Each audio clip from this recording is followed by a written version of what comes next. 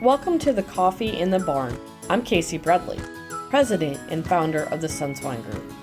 If you are thinking about entering, changing, advancing, or reinventing your career in the animal science industry, we are here to help you succeed.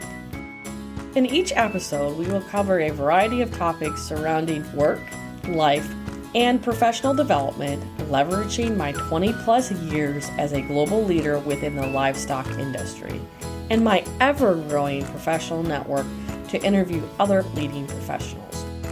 We couldn't do this without our sponsors, NutriQuest, IFF, and Continental Search. Reach out to us on our social media platforms or visit thesunswinegroup.com and subscribe now not to miss another episode.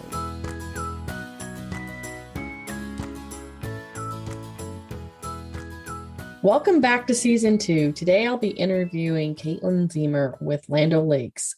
She is also a member of our Coffee and Careers in Animal Science Committee. Welcome, Katelyn. Thanks for having me. Would you mind introducing yourself a little bit and telling the audience a little bit about your background and what you do today? Yeah, so as you mentioned, my name is Katelyn Zeamer. I originally grew up in Northeast Wisconsin, around Green Bay. So I was involved in 4-H and FFA and those kinds of things, and primarily focused on dairy cattle because that's what's in Northeast Wisconsin. But I did work with and had some show pigs for the county fair. So that's how I kind of got my interest in the swine industry. Got my bachelor's degree from the University of Wisconsin River Falls with a degree in animal science. And then I moved on to South Dakota State, where I got my master's degree under the direction of Dr. Levesque. And so today I work for Purina Animal Nutrition, a subdivision of Land O'Lakes, as a swine nutritionist and formulator. And so I'm really supporting our team within Iowa and the greater Midwest, I guess, working with customers and making sure that we get formulations out to our co-ops, dealers, and then our producers in a timely fashion. Well, awesome. So growing up in Wisconsin with a lot of dairy cattle, what did you want to do when you grew up? Like, what did you want to be? I actually wanted to be a lot of different things. I don't think I was one of those kids that had a set end goal. So like one year I wanted to be a teacher. The next year I wanted to be a vet, wanted to be a doctor. In high school, I wanted to be an orthopedic surgeon because I had knee surgery.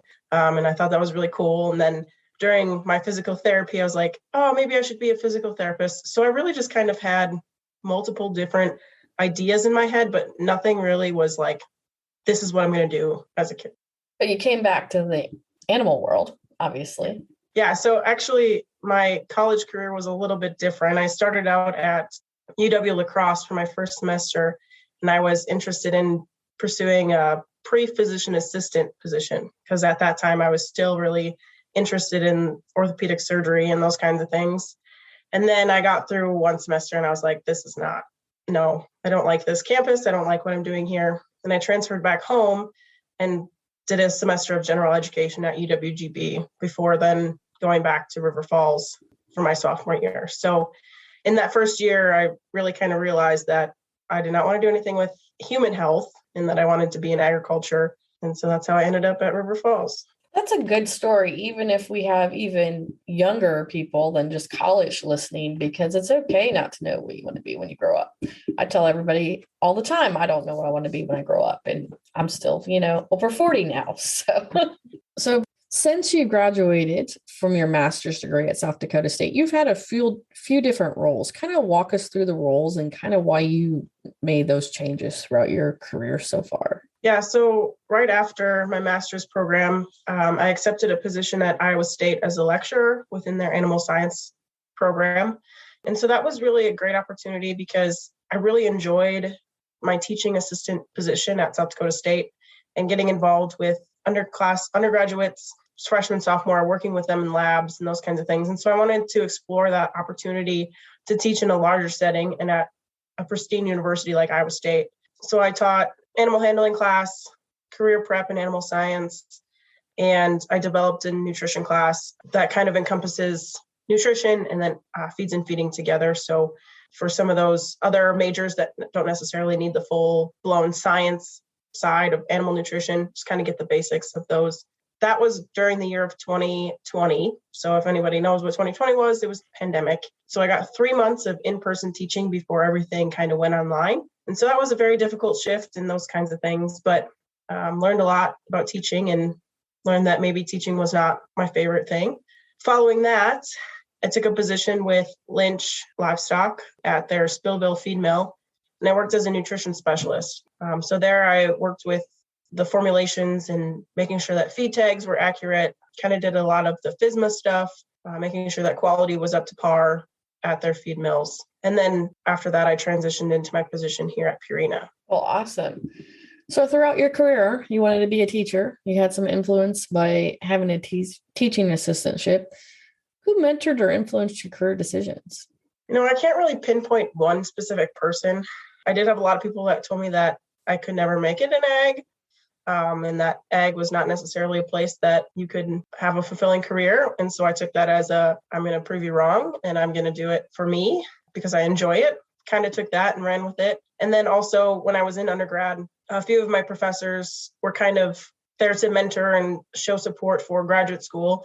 And so Dr. Justin Luther and Dr. Sierra Howery at River Falls kind of really opened those doors and provided that opportunity and just kind of guidance of what grad school had to offer. Neither of them were swine related, but they still had really good insight on grad school and professional careers.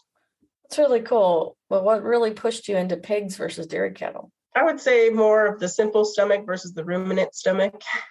I guess I just like pigs more than I like dairy cattle. I like them both equally, but yeah, pigs just kind of tugged at my heartstrings a little bit more. Really cool. So based on your career so far, would you go back and do anything or change anything differently? I think if there was anything that I would change, it would be within my undergraduate career. I didn't necessarily take opportunities to go into internships over the summer. I chose the easy way out, I call it, to go back home and live with my parents rent-free, and worked at just some other jobs to bring in some income and that kind of thing. Looking back, I wish I would have, spent more time and maybe exploring dairy cattle versus swine and looking at those kinds of things. But it was still a good experience now. And then in my early career, I don't think I would change anything because I'm really grateful for the different avenues that my career has taken. Because a lot of times people think it's just a straight road to where you want to go, but really you have to take opportunities to get where you want to go. Awesome. So what is your dream job? Because you got a lot of years left in your career. Yeah, that's a good question. I really like working with pigs and really like working with our producers. So I like to stay in this job and working with, I like to show the economics of where things are and where they've been, where they're going, those kinds of things. So cool. Well, obviously things haven't sounded like a perfect rosy picture and a yellow brick path. What were some hard lessons you've learned in your career, and what have you had to sacrifice or compromise on? Yeah, I guess one of the big things is, like I mentioned, the winding road, taking opportunities to get where you want to go. Again, you can't just take one position and expect it to be there and fulfill you forever. Maybe you can, but in my case, that was not the case. So willing to take opportunities. And then another sacrifice I think that I've had to make in my career is I did choose pigs over dairy cattle. When I think about location, there's no pigs in Wisconsin. So I had to make that sacrifice to be, away from my family and those kinds of things. And now I'm here in Iowa and I love it. I just wish I didn't have to drive so far to see my family all the time. But it's kind of, I chose my career and that's what I did. So had to make those sacrifices and move forward. What are some problems that you've had or issues? I don't know if you have, but I'm curious on work-life balance. That's a big topic we've talked about in the past, you and I, and how do you work through that? How do you get that balance? Like you said, I wish I could go see my family more. We work in ag. It's 24/7, 365. You get the emergency phone calls and stuff. How do you balance that with your type of position? I'm really thankful to work in a position where I can lean on others and, have that support from others in my team to be like, for example, a month and a half ago, my grandma passed away and I needed to rush home and those kinds of things. So it was really nice to kind of have the team just be like, don't worry about it. I got it. If you need anything, just let us know. I had a little bit of catching up to do when I got back, but it was still really nice to kind of push that aside and have those support from the team members. But on the other side, it's difficult day to day because some days I'm on the road traveling and some days I'm here at home, just working away. So it's really managing your time and setting your priorities. So closing my office door at a certain point in the day and just being done for the day. like taking a step back and taking a walk with the dog, getting a workout in, those kinds of things are important to me. So just being able to shut my door and leave it for the rest of the day. I'm also really involved with Sigma Alpha on the national level. So having those opportunities within my professional life, I guess Land O'Lakes is very allowing and professional development opportunities, and they're really flexible with me if I have to go on a chapter visit or do some mentoring with some of my chapters. What is one piece of advice that you would give to your younger self if you could? I think I would go back to the internship and taking those opportunities. There was a lot of opportunities there, and I just didn't step out of my comfort zone and take the opportunities when they were there. Really step out of your comfort zone and get all the experiences that you can. And launching off on that, do you have any professional mentors today that are formal or informal?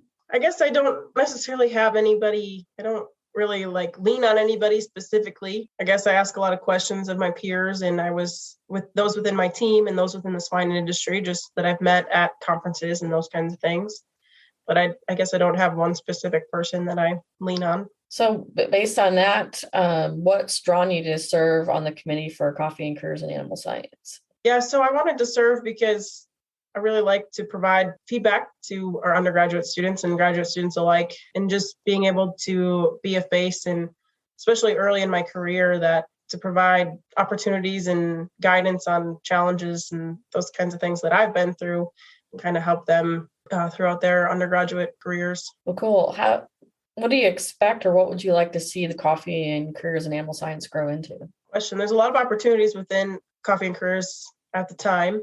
So I just like to see more undergraduates get involved and expand that, and making sure that they get the contents that they are seeking from our program. And really making sure that we have the opportunities there for undergraduate students that are interested. And if any managers are listening today, being of the younger workforce, as I would call it, I'm not sure if you're considered as a millennial, but what would be some advice that you would give to senior managers managing younger people coming out in their careers today, like yourself? That's a good question. Well, there's a lot of different people coming out of college now. I mean, there's a lot of people with little experience. If we're talking about the swine industry, there's a lot of people with little experience inside of a hog barn.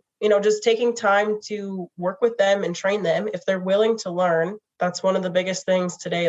If someone's willing to learn, we have to give them the opportunity and give them time to get settled and get comfortable. And it might take a little bit longer than we sometimes hope, but really it's getting them experience that they may not have had otherwise. Any last minute thoughts or advice for the audience?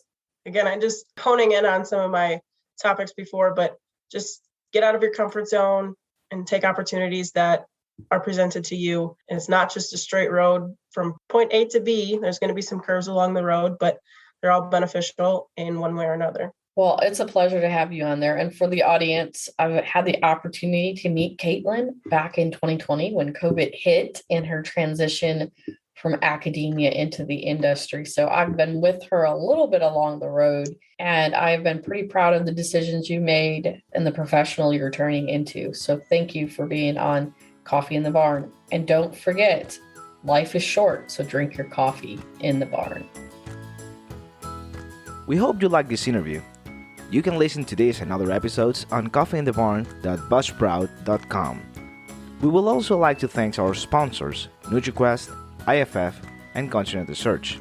We are grateful for supporting us in this journey. Remember to follow us on LinkedIn, Facebook, and Instagram at Coffee and Careers in Animal Science, and our YouTube channel, Animal Science Office Hours. But before we go, we would like to remind you that we just launched our ebook, which presents a series of tips and advice to improve your networking, presentation, and speaking skills, making you stand out among other professionals.